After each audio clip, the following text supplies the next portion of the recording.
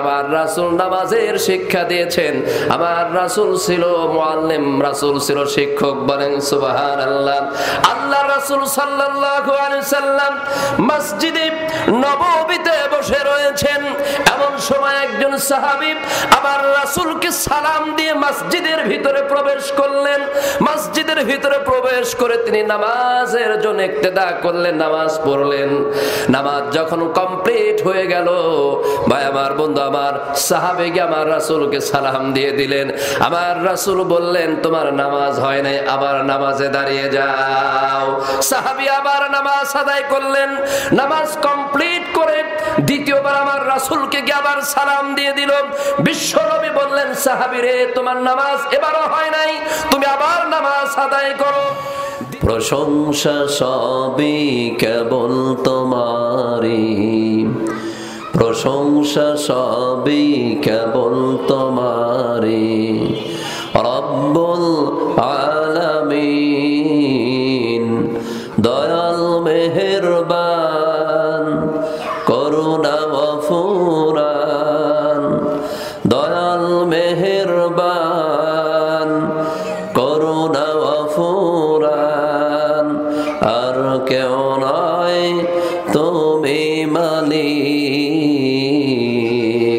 প্রশংসা সবই কেবল তোমারই, রব্বুল আলামিন। কথা বলেন ঠিক কিনা? প্রশংসা কার করতে হয়? এটা বলেছেন তিনি কে? সাব্বাহা লিল্লাহি মা ফিস সামাওয়াতি ওয়া মা ফিল আরদ। আসমান জমিনে যা কিছু দেখা যায় সবাই প্রশংসা করে মহান আল্লাহ পাকের। ওয়া ইম্মিউ শাইইন ইল্লা ইউসাব্বিহু বিহামদিহি ওয়ালাকিন লা তাফকাহুনা তাসবিহাহুম। এই পৃথিবীতে আসমানে জমিনে দৃশ্য অদৃশ্য যত মাখলুকাত দেখা যায়, সমস্ত মাখলুকাতই প্রশংসা করে তিনি কার? মহান আল্লাহ পাকের। এই জন্য মহান আল্লাহ পাকের প্রশংসা আদায় করে কখনো শেষ করা যায় না। এটাও বলেছেন মহান আল্লাহ পাক, قُلْ لَوْ كَانَ الْبَحْرُ مِدَادًا لِكَلِمَاتِ رَبِّي لَنَفِدَ الْبَحْرُ قَبْلَ أَنْ تَنْفَدَ كَلِمَاتُ رَبِّي وَلَوْ جِئْنَا بِمِثْلِهِ مَدَدًا। পৃথিবীর সমস্ত পানি যদি কালি হয়ে যায়, সমস্ত গাছরা যদি কলম হয়ে যায়, পৃথিবীর সমস্ত পানি কালি যদি হয়ে যায়, সমস্ত গাছরা যদি কলম হয়ে যায়, মহান আল্লাহ পাকের প্রশংসা যদি লিপিবদ্ধ করে দেওয়া শুরু করা যায়, পৃথিবীর সমস্ত পানি কালি শেষ হয়ে যাবে, সমস্ত গাছরা কলম শেষ হয়ে যাবে। আমার আপনার মালিকের প্রশংসা লিপিবদ্ধ করে শেষ করা যাবে না। বলেন সুবহানাল্লাহ। আমার মালিক এত নিয়ামত দিয়েছেন, সেই নিয়ামত যদি আমরা গণনা শুরু করে দিই, নিয়ামত গুনে গুনেও শেষ করা যায় না। এটা আমার আল্লাহ পাক কালামুল্লাহর মাঝে তেলাওয়াত করে বলে দিয়েছেন, ওয়া তাউদ্দু নি'মাতাল্লাহি লা তুহসুহা। বান্দা, আমি তোমারে যত নিয়ামত দিয়েছি, তোমার জিন্দেগিতে সেই নিয়ামত যদি গণনা শুরু করে দাও, তোমার হায়াত শেষ হয়ে যাবে। আমি আল্লাহ পাকের নিয়ামত গুনে গুনে শেষ করতে পারবো না। বলেন না একবার সুবহানাল্লাহ। এখানে যত তাসবিহ পড়বেন সওয়াব দিবেন তিনি কে? আমার ভাইরা, এইখানে এই তাসবিহর দাম মহান আল্লাহ পাকের কাছে আছে না নাই? পৃথিবীতে কত স্লোগান শোনেন, সেই স্লোগানের ভিতরে কোনো দাম নাই, কোনো সওয়াব নাই। কিন্তু ইসলামী প্রোগ্রামগুলোতে, ইসলামী সেমিনারগুলোতে, তাফসিরুল কোরআন মাহফিলেতে আমরা যে শব্দগুলো এখানে বলি, প্রতিটি শব্দের সওয়াব আছে না নাই? শুধু সওয়াব নয়, প্রতিটি হরফে একটা করে নেকি লিপিবদ্ধ করে দিবেন তিনি কে? আমরা এখানে তেলাওয়াত করি আল্লাহু আকবার, এখানে আমরা তেলাওয়াত করি লিল্লাহি তাকবীর, এখানে তেলাওয়াত করি সুবহানাল্লাহি বিহামদিহি সুবহানাল্লাহিল আযীম, এখানে তেলাওয়াত করি লা ইলাহা ইল্লাল্লাহ। এখানে মহান আল্লাহ পাকের গুণগান করা হয়, মহান আল্লাহ পাকের তাসবিহ তাহলিল তেলাওয়াত করা হয়। এগুলো করলে আল্লাহ পাক যে জন্য আমাদেরকে বানিয়েছেন আল্লাহ পাকের প্রশংসা আদায় করা হয়।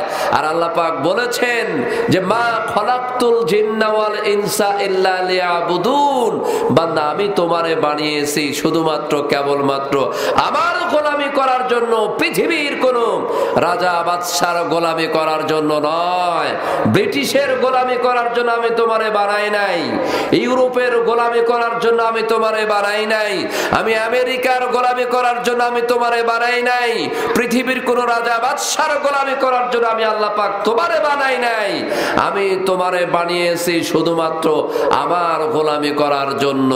এই জন্য অহংকার যদি করতে হয়, পৃথিবীর কোন রাজা বাদশা কোন মানুষ অহংকার করার ক্ষমতা রাখে না, কেবলমাত্র শুধুমাত্র ক্ষমতা করতে পারেন তিনি কে? সুতরাং সেই মহান আল্লাহ পাকের গোলামি করার জন্য, তাসবিহ তাহলিল তেলাওয়াত করার জন্য যেই জায়গায় আমাকে আপনাকে আল্লাহ পাক এনেছেন, ওই জায়গায় আল্লাহ পাকের রহমত ছাড়া আর কিছু নয়। কথা বলেন ঠিক কিনা? আজ এই এলাকায় যেখানে প্রোগ্রাম চলছে, অগণিত মানুষ রাস্তাঘাটে বিভিন্ন জায়গায় ঘুরে বেড়াচ্ছে, 4 ইঞ্চি কপালে তাদের ভাগ্যে জোটে নাই এই সামিয়ানার নিচে আসার জন্য। কারণ আমার মালিক বলেছেন মা আসওয়াবাকা মিন হাসানাতিন ফামিনাল্লাহ, কল্যাণমূলক কাজ সবাই করতে পারে না, আমার আল্লাহ পাক যারে তৌফিক দান করে কেবলমাত্র শুধুমাত্র তারাই কল্যাণমূলক কাজ করতে পারে। বলেন সুবহানাল্লাহ। এ পৃথিবীর শ্রেষ্ঠ কিতাবের নাম হচ্ছে কোরআন। এ পৃথিবীর শ্রেষ্ঠ কিতাবের নাম কি? চিৎকার দিয়ে বলতে হবে। এ পৃথিবীর শ্রেষ্ঠ কোরআনের নাম কি? وَإِذَا قُرِئَ الْقُرْآنُ فَاسْتَمِعُوا لَهُ وَأَنصِتُوا لَعَلَّكُمْ تُرْحَمُونَ। মহান আল্লাহ পাক বললেন, যেই জায়গায় কোরআনের আলোচনা করা হয় ওই জায়গায় তোমরা কোরআনটা কুরিয়াল কুরআনু ফাসতামিউ, তোমরা মনোযোগ সহকারে শ্রবণ করো। মনোযোগ সহকারে শ্রবণ করলেই হবে না, এবং চুপচাপ সেটাকে শুনতে হবে। একটুকু সাউন্ড করা যাবে না। সাউন্ড যারাই করবে তারাই হচ্ছে মহান আল্লাহ পাকের সাথে বেয়াদবি করবে।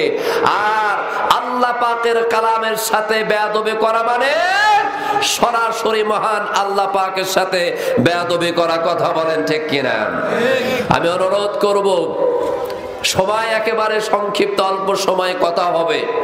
আমি বলবো আমাদের পরিবারগুলোকে, আমাদের সমাজগুলোকে, আমাদের দেশগুলোকে সাজানোর জন্য অতীব জরুরি কিছু আলোচনা হবে। আমার ভাইয়েরা, একটা পরিবার, একটা ব্যক্তিত্ব সুন্দর হোক, এটা আমরা সবাই চাই। কথা বলেন ঠিক কিনা? আমার জীবন সুন্দর হোক, এটা আমরা সবাই চাই। কিন্তু আবু জেহেল যারা, উতবা সাইবা যারা, ফেরাউন যারা, নমরুদ যারা, তারা কখনো এটা চিন্তা করে না আমার জীবনটা সুন্দর হোক। তারা সব সময় তাদের মাথার ভিতরে থাকে শত প্রকারের হাজার হাজার ক্রাইম, অপরাধের কাজ করব আর মানুষের ভিতরে এটা চাপায় দিব। এই কাজগুলা হচ্ছে ফেরাউন, নমরুদ, উতবা সাইবা, আবু জেহেলের মতো মানুষের। কথা বলেন ঠিক কিনা? একজন মুসলমান, একজন ইমানদারের দায়িত্ব, কর্তব্য হচ্ছে, অতীব জরুরি হচ্ছে ইনসাফের পথে জীবন যাপন করা। তার ব্যক্তিত্বকে সাজানো, তার পরিবারকে সাজানো, তার সমাজকে সাজানো, তার দেশকে সাজানো, তার আন্তর্জাতিক জীবনকে মহান আল্লাহ পাকের কালাম আর বিশ্বনবীর চরিত্র দিয়ে সাজানো। কথা বলেন ঠিক কিনা? এ পৃথিবীতে এমন কোনো বাবা নাই, এমন কোন মা নাই, এমন কোন বড় ভাই নাই যে তার সন্তানকে জমিনে ভালো রাখতে চায় না। আচ্ছা, আপনারা যারা এখানে রয়েছেন আমার ভাইয়েরা, এমন কোন ব্যক্তি রয়েছেন যে আমার সন্তানটা নষ্ট হয়ে যাক, এমন আছে এখানে? এমন কি কেউ রয়েছেন আমার সন্তানটা মদখোর হোক। এখানে এমন কি কেউ রয়েছেন আমার ছোট ভাইটা গাঁজাখোর হোক, আমার ছোট ভাইটা চোর হয়ে যাক, আমার সন্তানটা বিপথে চলে যাক, জালিম হয়ে যাক। এখানে এমন একজন ব্যক্তিও নাই, এমন একজন বাবাও নাই, এমন একজন মাও নাই আমাদের সন্তানগুলো জমিনে নষ্ট হয়ে যাক। কথা বলেন ঠিক কিনা? অথচ মহান আল্লাহ রাব্বুল আলামিন আল্লাহ পাকের কালামে কত সুন্দর করে তেলাওয়াত করে বলে দিলেন, আহারে মা বাবা সম্পর্কে বলে দিলেন, ইয়া আইয়ুহাল্লাযীনা আমানু ইন্না মিন আযওয়াজিকুম ওয়া আওলাদিকুম আদুওয়াল লাকুম ফাহযারুহুম। আল্লাহ পাক ইমানদার মুমিন বান্দাদেরকে ডেকে বললেন, নিশ্চয়ই তোমাদের স্ত্রীরা, স্ত্রীগণ এবং তোমাদের সন্তানগণ তোমাদের জন্য শত্রু হয়ে যাবে, দুশমন হয়ে যাবে। আহারে কি পরিবার গঠন করলাম, আর কি সমাজ গঠন করলাম, আর কি রাষ্ট্র গঠন করলাম। অধীনস্থ যারা রয়েছে তারা যদি শত্রু হয়ে যায়, আমাদের বাঁচার কোনো কায়দা আছে বলেন? আজ মাথার ঘাম পায়ে ফেলে আপনার সন্তানকে মানুষ করছেন, আজ মাথার ঘাম পায়ে ফেলে নিজে না খেয়ে আপনার সন্তানকে মানুষ করছেন। মিডিয়ায় পড়ছে, পত্রিকায় পড়ছে, কিছুদিন পূর্বেই, এই 3 দিন পূর্বেই আমি মিডিয়াতে দেখলাম সন্তানেরা বড় বড় অফিসার, সে এমবিবিএস ডাক্তার হবার পরেও তার যারা যা দেওয়ার মতো তার সন্তানরা তার পাশে আসে নাই। এটা একমাত্র কারণ হচ্ছে কোরআন যেটা বলেছে সেই কোরআনের উপর আমাদের জীবন গড়া না গড়ার কারণে আজ আমাদের সেই দুর্গতি, আজ আমাদের সেই আমার সমস্যার জীবন যাপন আমরা করছি। কথা বলেন ঠিক কিনা? আজ আমাদের পরিবারগুলোতে, সমাজগুলোতে সন্তান বড় হচ্ছে কিন্তু বড়দেরকে সম্মান করে না, এমন আছে না নাই? নামাজ নাই, কালাম নাই, ইসলামের যে সিস্টেম আছে সেই সিস্টেমগুলা আমাদের সমাজ থেকে একেবারে উঠে গেছে। এর একমাত্র কারণ হচ্ছে আল্লাহ পাক যে মাকসাদে বানিয়েছে সেই মাকসাদ না থাকার কারণে। সোনার ভাইরা রে আমার, আল্লাহ পাক মানুষকে বানিয়েছেন লাকাদ খলাকনাল ইনসানা ফি আহসানি তাকওয়িম। আল্লাহ পাক বলেন আমি মানুষকে সবচাইতে সুন্দর করে বানিয়েছি। এত সুন্দর করে পৃথিবীতে কোন মাখলুকাতকে আমি তৈরি করি নাই, বলেন সুবহানাল্লাহ। অথচ আল্লাহ পাক অপর জায়গায় বললেন যে সুম্মা রাদাদনাহু আসফালা সাফিলিন, এই মানুষকে আবার একবারে নিম্ন পর্যায়ে নামিয়ে দিয়েছি। উলাইকা কালানাবি বালহুম আদাল, কেমন নিম্ন পর্যায়ে নামিয়ে দিয়েছেন আমার আল্লাহ পাক বলেন চতুষ্পয় জানোয়ারের চাইতেও নিকৃষ্ট। তাফসীরের মাঝে এসেছে কুকুর ছিলেন, কুকুর, এবং কুকুরকে আরেকটা ভাষায় বলা হয় কুত্তা। কি বলা হয় বলেন? কুত্তা। কথা বলেন ঠিক কিনা? মানুষকে সবচাইতে সুন্দর করে বানালেন, বানানোর পর উলাইকা কাল আনআমি বালহুম আদাল, আবার এই মানুষকে কুকুরের চাইতেও, খবিশের চাইতেও নিম্ন পর্যায়ে নামিয়ে দিলেন। কাদেরকে? যারা কোরআন মানে নাই, যারা রাসূলের জীবন চরিত মানে নাই। এ পৃথিবীতে নামে মাত্র আমরা মুসলমান রয়েছি। কথা বলেন ঠিক কিনা? নামে মাত্র মুসলমান রয়েছি, নামে মাত্র মুসলমান থাকার পরেও কোরআন হাদিসের পরিপূর্ণ বিধান আমরা কেউ মানি না। অথচ মহান আল্লাহ পাক পবিত্র কোরআন মাজিদের মাঝে বলে দিয়েছেন, ইয়া আইয়ুহাল্লাযীনা আমানু দুখুলু ফিস সিলমি কাফা, তোমরা যারা আমার প্রতি ঈমান এনেছো তোমাদেরকে পরিপূর্ণভাবে ইসলামের ভিতরে প্রবেশ করতে হবে। তোমার হাত ইসলামের ভিতরে পরিপূর্ণ প্রবেশ করবে, তোমার পা ইসলামের ভিতরে পরিপূর্ণ প্রবেশ করবে, তোমার আত্মা পরিপূর্ণভাবে ইসলামের ভিতরে প্রবেশ করতে হবে, তোমার চিন্তা চেতনা ব্রেন ইসলামের ভিতরে পরিপূর্ণ প্রবেশ করতে হবে, তোমার 3.5 হাত বডি টপ টু বটম ইসলামের ভিতরে পরিপূর্ণ প্রবেশ করতে হবে। যদি পরিপূর্ণভাবে প্রবেশ করতে না পারো তুমি প্রকৃত মুসলমান এখনো হতে পারো নাই। কথা বলেন ঠিক কিনা? হতে পেরেছি? হতে পারি নাই। বলবেন হুজুর একটা একটা করে যদি ধরা যায় তাহলে দেখবেন আমরা ইসলামের কোন কাজটা করতেছি। কথা বলেন ঠিক কিনা? আমার ভাইরা, সেই একটি কাজের মধ্যে থেকে আমি একটা বিষয় আপনাদেরকে, একটা বিষয়ের উপরে কিছু টিপস দেব, কিছু আলোচনা করব। সেটা হচ্ছে নামাজের উপরে। কিসের উপরে বলেন? নামাজের উপরে। এর কারণ হচ্ছে এইটা, নামাজ নাই যার তার কিছুই নাই, নামাজ নাই যার তার সংসার নাই, নামাজ নাই যার ইসলামে আন্দোলন করেও লাভ নাই, নামাজ নাই যার হজ করেও লাভ নাই, নামাজ নাই যার কোনো কিছু করেই তার কোনো লাভ হবে না। নামাজ আছে যার সব ঠিক আছে। কাল কিয়ামতের ময়দানে মহান আল্লাহ পাক সর্বপ্রথম যেটার হিসাব নেবেন সেটা হচ্ছে নামাজের। কথা বলেন ঠিক কিনা? কিসের? নামাজের। একদিনেই কি আর শেখা যায়? কথা বলেন ঠিক কিনা? একদিনে শেখা যায় না। এই জন্য নামাজ কারা পড়বেন? নামাজ যাদের উপরে ফরজ হয়েছে তাদের নামাজ পড়া দরকার আছে না নাই? রয়েছে। কথা বলেন ঠিক কিনা? সেই নামাজ সম্পর্কে আপনাদেরকে অত্যন্ত চমৎকার ভাবে সাজানো গোছানো কয়েকটা পয়েন্ট আপনাদের সামনে উপস্থাপন করব। আজকের এই আলোচনা থেকে আমাদের পরিবারগুলো যেন নামাজি পরিবার হয়। কথা বলেন ঠিক কিনা? আপনার অধীনস্থ যারা রয়েছে তাদেরকে যদি আপনি নামাজি বানাতে না পারেন, কিয়ামতের ময়দানে বিচারের কাঠগড়ায় দাঁড়াতে হবে। আমার ভাইয়েরা, আল্লাহর রাসূল সাল্লাল্লাহু আলাইহি ওয়াসাল্লাম কি বলেছেন? আমার রাসূল বলেছেন, আদ-দায়ুসু লা ইয়াদখুলুল জান্নাহ, যারা দায়ুস হবে তারা জান্নাতে প্রবেশ করবে না। ভাই আমার, বন্ধু আমার, আরবি যারা বোঝেন, আরবি গ্রামাটিক্যাল যারা একটু ভালো বোঝেন, এই জায়গায় মহান আল্লাহ পাক সাল্লাল্লাহু আলাইহি ওয়াসাল্লাম বলে দিলেন, লা ইয়াদখুলুল জান্নাহ। ইয়াদখুলু শব্দ ব্যবহার করেছেন, তাদখুলু শব্দ ব্যবহার করেন নাই।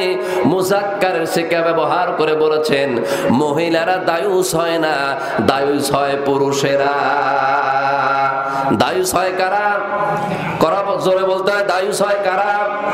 দায়ুস হয় হচ্ছে পুরুষেরা। এখন ভাই আমার, বন্ধু আমার, সেই দায়ুস কারা? দায়ুস হচ্ছে তারা যাদের স্ত্রী আছে, স্ত্রী থাকার পরেও নামাজ পড়ে না, পর্দা করে না, উলঙ্গ অবস্থায় বাহিরে ঘুরে বেড়ায়। এই সমস্ত পুরুষেরা হচ্ছে দায়ুস। তারা যাবে জাহান্নামে। বলেন নাউজুবিল্লাহ। দায়ুস হচ্ছে তারা যার মেয়ে সন্তান আছে, মেয়ে সন্তান থাকার পরেও মেয়ে নামাজ পড়ার উপযুক্ত হয়ে গেছে, বেপরদায় ঘোরাফেরা করে, বাবার অধীনস্থ রয়েছে, বড় ভাইয়ের অধীনস্থ রয়েছে, থাকার পরেও তারা পর্দা করে না, ইসলামের বিধি বিধান মেনে চলে না। এরা সবাই হচ্ছে দায়ুস। আর দায়ুসের জায়গা হচ্ছে জাহান্নাম। বলে নাউজুবিল্লাহ। এখন যদি গোনাইখানা আমরা যারা বসবাস করি, আমরা যারা আজ মাহফিল শুনছি, আমার ভাইরা অনেকেই রয়েছি নামাজ পড়তে পড়তে কপালটা কালো করে ফেললাম। বউ পর্দা করে না, স্ত্রী পর্দা করে না, মেয়ে পর্দা করে না, রাস্তাঘাটে উলঙ্গ অবস্থায় বেহাপনা পরে ঘুরে বেড়ায়। এমন স্ত্রী, এমন মেয়ে আমাদের পরিবারে আছে না নাই? এত নামাজ পড়ছেন, সবার আগে গিয়ে মসজিদের সামনের কাতারে আপনি বসে আছেন, আর আপনার স্ত্রী বেপরদায় তারা ঘুরে বেড়াচ্ছে। আপনি মসজিদের সামনের কাতারে গিয়ে বসে রয়েছেন, আর আপনার মেয়ে অর্ধলঙ্গ হয়ে, বেপরদা হয়ে বিভিন্ন শহরে বাজারে ঘুরে বেড়াচ্ছেন। আর আপনি মনে মনে চিন্তা করছেন, আমার চাইতে বড় পরহেজগার আর গুনাহগার একটাও নাই। অথচ আপনার নামটা আপনি দায়ুসের খাতায় লিপিবদ্ধ করে রেখেছেন। কথা বলেন ঠিক কিনা? বাস্তব কিনা? কথা বলেন। আজকে প্রোগ্রাম থেকে আপনাকে সহিভাবে নিয়ত করে যেতে হবে, স্ত্রী আছে যার পর্দায় থাকতে হবে তাকে, আমার ভাইয়েরা মেয়ে আছে যার পর্দায় তাকে থাকতে হবে। না হলে পারে শুধু খাওয়াচ্ছেন, শুধু পড়াচ্ছেন, আপনার জায়গা হবে জাহান্নামে। কথা বলেন ঠিক কিনা? আমার কথার সাথে আপনি একমত তো? আপনি একমত হলেন কি হলেন না ওইটা আমার বিষয় নয়, কিন্তু আমার রাসূল যেটা বলেছে ওই মেসেজ আমি আপনাদেরকে দিয়ে গেলাম। কথা বলেন ঠিক কিনা? ভাই আমার, বন্ধু আমার, এই জন্য মহান আল্লাহ রাব্বুল আলামিন মহাগ্রন্থ আল কোরআনে কত চমৎকার ভাবে বলেছেন, তোমার পরিবারটাকে যদি সুন্দরভাবে সাজাতে চাও, তোমার পরিবারটা যদি জান্নাতি পরিবার বানাতে চাও, তোমার পরিবারটা যদি জাহান্নামী পরিবার না বানাতে চাও, তাহলে পরে এই নিষেধ, এই বিষয়গুলা তোমরা একটু ভালো করে তোমরা কাজ করে যেতে হবে। কথা বলেন ঠিক কিনা? পরিবারকে সাজানোর জন্য, পরিবারের সদস্যদেরকে নামাজি বানানোর জন্য আমার ভাইরা, আমি আপনাদেরকে কয়েকটা পয়েন্ট আপনাদের সামনে আলোচনা করব, নিয়ত করেছি। আল্লাহ পাক যেন সেই নিয়তগুলো আমাদেরকে সুন্দরভাবে পরিপূর্ণভাবে করার তৌফিক দান করে দেবেন, আমিন। টু দা পয়েন্ট, 1 নাম্বার হচ্ছে পরিবারের ভিতরে সর্বপ্রথম পরিবারের যিনি দায়িত্বে থাকবেন তিনাকে নামাজে যত্নবান হতে হবে। কথা বলেন ঠিক কিনা? কিসের যত্নবান হতে হবে? নামাজে। আপনার সন্তানকে যদি আপনি নামাজি বানাতে চান, কি বানাতে চান বলেন? যদি আপনার সন্তানকে নামাজি বানাতে চান তাহলে নিজে আগে নামাজে যত্নবান হওয়া লাগবে। ভাই আমার, বন্ধু আমার, নিজে যখন নামাজি হবেন, নামাজি হওয়ার পরে সন্তানকে যদি নামাজের সেই উপদেশ দেন, নসিহত করেন, তাহলে ওইটা কাজে লাগবে। কথা বলেন ঠিক কিনা? আর নিজে যদি নামাজ আদায় না করেন, ওইটা সন্তানকে যদি বলা হয়, ওই প্রভাব কোনোদিন পড়বে না। ওই কথাটা আমার আল্লাহ পাক পবিত্র কোরআন মাজিদের মাঝেও সুন্দর করে বলে দিয়েছেন। বলেন সুবহানাল্লাহ। ইয়া আইয়ুহাল্লাযীনা আমানু লিমা তাকুলুনা মা লা তাফআলুন কাবুরা মাকতান ইনদাল্লাহি আন তাকুলু মা লা তাফআলুন। আল্লাহ রাব্বুল আলামিন মুমিনদেরকে ডেকে বললেন, তোমরা যেটা করো না ওইটা তোমরা বলো না, তোমরা যেটা করো না ওইটা যদি বলো, ওইটা আমার আল্লাহ পাকের কাছে অসন্তুষ্টের কারণ হয়ে দাঁড়ায়। বাবা নামাজ পড়ে না, কি পড়ে না বলেন? মা নামাজ পড়ে না, অথচ বলে যে বাবা যাও নামাজে যাও, নামাজে যাও। আচ্ছা বলেন তো দেখি, ওই সন্তান কি নামাজে যাবে? হ্যাঁ, ওই সন্তান কি নামাজ পড়বে? পড়বে না। মা নামাজ পড়ে না, ওই সন্তান নামাজ পড়তে যাবে? ওই সন্তান নামাজ পড়তে যাবে না। আগে বাবাকে নামাজি হতে হবে, তারপরে মাকে নামাজি হতে হবে, তারপরে দেখবেন যে ওই সন্তান ঠিক নামাজে যাচ্ছে। কথা বলেন ঠিক কিনা? 1 নাম্বার পয়েন্ট, ভাই আমার, বন্ধু আমার, নামাজ পড়ার সময় সন্তানকে নিয়ে নামাজ আদায় করতে হবে। 2 নাম্বার পয়েন্ট হচ্ছে, আপনি যখন নামাজ পড়বেন সন্তানকে পাশে নিয়ে আপনাকে নামাজ পড়তে হবে। ভাই আমার, বন্ধু আমার, 2 নাম্বার পয়েন্টে, আপনি যখন নামাজে মসজিদে পড়তে যাবেন, মসজিদে যাবার সময় সন্তানকে, ভাই আমার, বন্ধু আমার, সাথে নিয়ে আপনি মসজিদে যাবেন। আল্লাহ রাব্বুল আলামিন আপনার নামাজকে কবুল করে নিবে। কথা বলেন ঠিক কিনা? নামাজ পড়তে গেছেন, সন্তানকে যদি পাশে নিয়ে যান তাহলে সেখানে বরকত আছে না নাই? আল্লাহ রাসূল সাল্লাল্লাহু আলাইহি ওয়াসাল্লাম যখন নামাজে গিয়েছেন, নামাজে যাওয়ার সময় হাসান আর হুসাইনকে সাথে নিয়ে গিয়েছেন। বলেন সুবহানাল্লাহ। আল্লাহ রাসূল সাল্লাল্লাহু আলাইহি ওয়াসাল্লাম যখন নামাজে গিয়েছেন, নামাজ এমন অবস্থায় পড়েছেন, আল্লাহ রাসূল সাল্লাল্লাহু আলাইহি ওয়াসাল্লাম একজন মেয়ের নাম ছিল হচ্ছে জয়নব। কি নাম ছিল বলেন? জয়নব রাদিয়াল্লাহু তাআলা আনহার কলিজার টুকরা মেয়ে উমামা। উমামাকে আমার রাসূল নামাজে দাঁড়িয়ে যেতেন, নামাজে দাঁড়ানো অবস্থায় উমামাকে ভাবে কোলে নিতেন। কোলে নেওয়ার পরে নামাজে দাঁড়িয়ে আছেন, নামাজে দাঁড়িয়ে উমামাকে ভাবে কোলে রেখে দিতেন।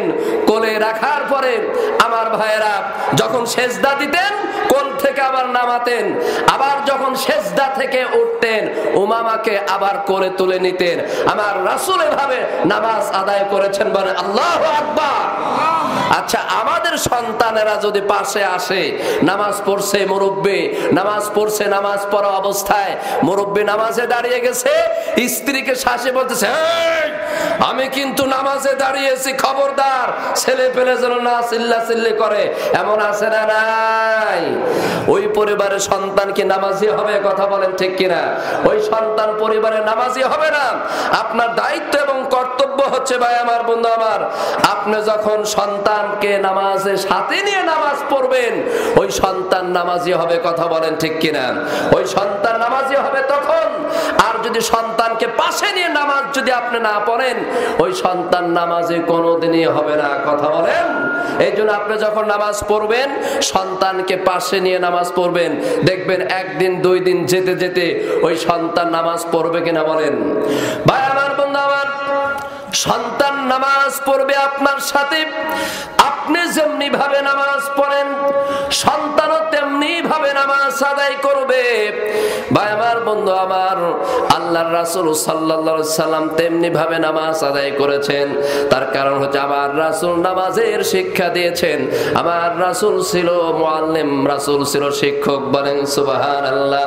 আল্লাহর রাসূল সাল্লাল্লাহু আলাইহি সাল্লাম মসজিদে নববীতে বসে রয়েছেন। এমন সময় একজন সাহাবী আমার রাসূলকে সালাম দিয়ে মসজিদের ভিতরে প্রবেশ করলেন। মসজিদের ভিতরে প্রবেশ করে তিনি নামাজের জন্য ইক্তেদা করলেন, নামাজ পড়লেন। নামাজ যখন কমপ্লিট হয়ে গেল, ভাই আমার, বন্ধু আমার, সাহাবী আমার রাসূলকে সালাম দিয়ে দিলেন। আমার রাসূল বললেন, তোমার নামাজ হয় নাই, আবার নামাজে দাঁড়িয়ে যাও। সাহাবী আবার নামাজ আদায় করলেন। নামাজ কমপ্লিট করে দ্বিতীয়বার আমার রাসূলকে গিয়ে আবার সালাম দিয়ে দিল। বিশ্বনবী বললেন, সাহাবী রে, তোমার নামাজ এবারও হয় নাই, তুমি আবার নামাজ আদায় করো। দ্বিতীয়বার যখন বললেন, সাহাবী তৃতীয়বার আবার নামাজ আদায় করলেন। আমার রাসূলকে গিয়ে সালাম দিয়ে দিলেন। সালাম দেওয়ার পর আমার রাসূল তৃতীয়বারও বললেন, সাহাবী, তোমার নামাজ হয় নাই, তুমি আবার নামাজ আদায় করো।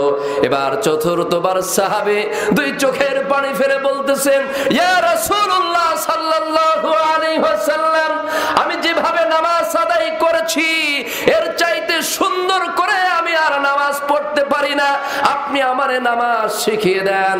আমার রাসূল সাহাবীকে প্র্যাকটিক্যাল নামাজ শিখিয়ে দিলেন। নামাজ শিখিয়ে দেওয়ার সময় আমার রাসূল বললেন, সাহাবী রে, তুমি নামাজ পড়বা যখন, তাকবীর উলা যখন তুমি বানবা, বান্দার সময় রুকুটা তুমি ধীর স্থির ভাবে করবা, সিজদাটা তুমি ধীর স্থির ভাবে করবা। নামাজের ভিতরে তাড়াহুড়া করবা না। নামাজের ভিতরে যদি তাড়াহুড়া যদি করো, তাহলে পরে তোমার সেই নামাজ আল্লাহ পাকের দরবারে কবুল হয় না। অথচ আমাদের সমাজের মসজিদ গুলাতে দেখা যায় যে ইমাম যত তাড়াতাড়ি নামাজ পড়তে পারে, ওই ইমাম ঠিক। কথা বলেন ঠিক কিনা? ভাই আমার, বন্ধু আমার, শুধু তাই না, বিশেষ করে আমাদের গ্রাম অঞ্চলে যেটা হয়, আমি অবাক হয়ে যাই। আমাদের শহরের মসজিদ গুলাতে এমনটা হয় না। গ্রামাঞ্চলের অধিকাংশ মসজিদ গুলাতে দেখা যায় যখন পবিত্র মাহে রমজান মাস আসে, আমরা তারাবিতে দাঁড়িয়ে যাই। সাহাবারা কেমনে নামাজ পড়েছে, আমরা কেমন নামাজ পড়ি। আবু বকর সিদ্দিক রাদিয়াল্লাহু তাআলা আনহু যখন নামাজে দাঁড়িয়ে যেত, মনে হয় একটা পিলার দাঁড়িয়ে আছে। সাহাবীরা বলেন, আবু বকর যখন নামাজে দাঁড়াতো, ওই সময় দেখতাম আবু বকরের মাথার উপরে পাখি বসে যেত, ওটা মানুষ মনে হতো না। বলেন আল্লাহু আকবার। আমার ভাইরা, রমজান মাস আসলে পারে যে হুজুর যত জোরে তারাবি পড়তে পারে, ওই হুজুরটাই সবচাইতে ভালো হুজুর। আর পাওয়ার আছে, আর শক্তি আছে। কথা বলেন ঠিক কিনা? তেলাওয়াত করে আলহামদুলিল্লাহি রাব্বিল আলামিন মালিকি ইয়াউমিদ্দিন ইয়্যাকা না'বুদু ওয়া ইয়্যাকা নাস্তাইন সিরাতাল মুস্তাকিম গায়রিল মাগদুবি আলাইহিম ওয়াদ-দাল্লিন লিলাফি কুরাইশিন ইলাফিহিম রিহলাতাশ শিতাই সাবরুন। আল্লাহু আকবার, আল্লাহু আকবার, সামিআল্লাহু লিমান হামিদা। আছে না নাই বলেন? এগুলা নামাজ আল্লাহ পাকের দরবারে কবুল হয় না। দেখবেন যারা মসজিদে যাওয়ার পরে তাড়াহুড়া করে, মসজিদে যেতে যারা তাড়াহুড়া করে, এরা প্রত্যেকটা পার্সল মুনাফিক। এদের মাঝে ঈমানের ঘাটতি আছে। একমাত্র মসজিদে যারা তাড়াহুড়া করে, তারাই পাক্কা মুনাফিক। কথা বলেন ঠিক মসজিদে গিয়ে কখনো তাড়াহুড়া করে না, তারা নামাজ আদায় করে কদ আফলাহাল মুমিনুন আল্লাযীনা হুম ফি সালাতিহিম খাশিউন। তারা নামাজ আদায় করে খুশু খুদুর সাথে তারা মালিকের সাথে কথা বলে, মালিক তোমার পাশে দাঁড়িয়ে গেছি, মালিক তুমি আমার রব, আমি তোমার গোলাম, তুমি আমারে মাফ করে দাও, আমার সমস্যাগুলো সমাধান করে দাও। ইয়্যাকা না'বুদু ওয়া ইয়্যাকা নাস্তাঈন। হে আল্লাহ তোমার কাছে চাই, তোমার কাছে চাইবো, হে আল্লাহ তোমার ইবাদত বন্দেগী করি, তোমারই ইবাদত বন্দেগী করব। কথা বলেন ঠিক কিনা? আমার ভাইরা, মসজিদে গিয়ে কখনো তাড়াহুড়া করবেন না। মসজিদে গিয়ে তাড়াহুড়া এটা শয়তানের কাজ, মুমিন বান্দাদের কাজ নয়। মসজিদে গিয়ে তাড়াহুড়া করা এটা মুনাফিকদের লক্ষণ।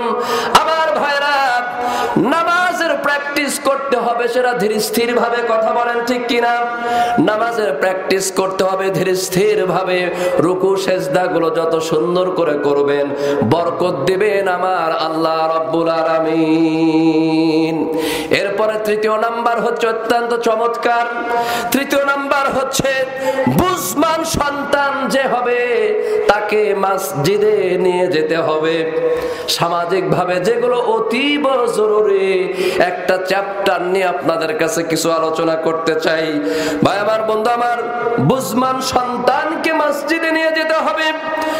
অথচ আমাদের সমাজে দেখা যায় যে বাচ্চাটা একেবারে ছোট, ওই বাচ্চারে মসজিদে নিয়ে যায়, এমন আছে না নাই? আজকে জেনে যেতে হবে আজকের প্রোগ্রাম থেকে কোন বাচ্চাকে মসজিদে নিয়ে যাওয়া যাবে আর কোন বাচ্চাকে মসজিদে নিয়ে যাওয়া যাবে না। কথা বলেন ঠিক কিনা? আমার রাসূল সাল্লাল্লাহু আলাইহি ওয়াসাল্লাম নামাজের ইমামতি করছেন। আমার রাসূল নামাজে দাঁড়িয়ে গিয়েছেন। ভাই আমার, বন্ধু আমার, হঠাৎ করে পিছন থেকে ছোট্ট বাচ্চা কেঁদে উঠলো। আমার রাসূল সাল্লাল্লাহু আলাইহি ওয়াসাল্লাম নামাজের কিরাতকে, সূরাকে ছোট করে ফেললেন। বলেন সুবহানাল্লাহ। আমার রাসূল সাল্লাল্লাহু আলাইহি ওয়াসাল্লাম মসজিদে মিম্বারে খুতবা দিচ্ছেন। কোথায় বলেন? মসজিদে নববীতে মিম্বারে খুতবা দিচ্ছেন। খুতবা দেওয়া অবস্থায় সাহাবীরা মসজিদে পরিপূর্ণ। মসজিদের বাইরে দেখলেন হাসান আর হুসাইন হেলে ধুলে তারা হাঁটতেছে। আমার রাসূল খুতবা দেওয়াটা ভালো লাগলো না, আকর্ষণ চলে আসলো। মসজিদে খুতবা দেওয়া বাদ দিয়ে, ভাই আমার, বন্ধু আমার, আল্লাহর রাসূল মসজিদের মেম্বার থেকে নেমে মসজিদের বাহিরে গিয়ে হাসান আর হুসাইনকে জড়িয়ে নিলেন, কোলে তুলে নিয়ে মসজিদের মেম্বারের পাশে বসিয়ে তারপরে আবার খুতবা দেওয়া শুরু করে দিলেন। বলেন না একবার আল্লাহু আকবার? আর যদি আমাদের সমাজে এমন কোন ইমাম যদি এমন কাজ করতো, কথা বলেন ঠিক কিনা? কই কেমন হুজুর রে, ডান বাম কিছুই বুঝে না, খুতবা দিচ্ছে, খুতবা চলতেছে, এমন সময় মেম্বার থেকে নেমে একটা বাচ্চা কেনে তুলে আনতেছে। কথা বলেন ঠিক কিনা? বলতো কিনা বলেন? আমার ভাইয়েরা, আরেকটা পয়েন্ট, টু দা পয়েন্ট, মসজিদের ইমাম যাবে সবার শেষে। কথা বলেন ঠিক কিনা? মসজিদের ইমাম যাবে সবার শেষে, আর মুক্তাদিদেরকে মসজিদের ইমামের জন্য অপেক্ষা করতে হবে। লা তাকুমু হাত্তা তারাওয়ানি, হাদিসের মধ্যে এসেছে আমার রাসূল সাল্লাল্লাহু আলাইহি ওয়াসাল্লাম মসজিদে না যাওয়া পর্যন্ত একজন সাহাবীও নামাজের জন্য দাঁড়িয়ে যায় নাই। বলেন আল্লাহু আকবার। এটা কি মনে করেছেন? আর এখনকার আমাদের মসজিদ গুলাতে ইমাম আর মুয়াজ্জিন তো এরা গোলাম। কথা বলেন ঠিক কিনা? সভাপতি আর সেক্রেটারিদের অনেক দাম, উঠতে বসতে সব সময় খালি ধাক্কাতেই আছে, ধাক্কাতেই আছে। কথা বলেন, এমন আছে না নাই? করবেন না। ইমাম আর মুয়াজ্জিনদের বিরুদ্ধে লাগবেন না, এটা আল্লাহ পাক গজব নাজিল করে দেবে। আমার ইতিহাসে, আমার জীবনে অগণিত জায়গায় যারাই আলেম ওলামার বিপক্ষে লেগেছে, ইমাম মুয়াজ্জিনদের বিপক্ষে লেগেছে, তাদের বিরুদ্ধে লেগেছে, আল্লাহ পাক তাদের সুনাম ইজ্জত কেড়ে নিয়েছে। কথা বলেন ঠিক কিনা? আয়াবতাগুনা ইনদাহুমুল ইজ্জাতা ফাইনাল ইজ্জাতা লিল্লাহি জামিআ। আমার ভাইরা, চেষ্টা করে, প্রচেষ্টা করে সম্মান অর্জন করা যায় না। সম্মানদার মালিক হচ্ছে একমাত্র আল্লাহ। কথা বলেন ঠিক কিনা?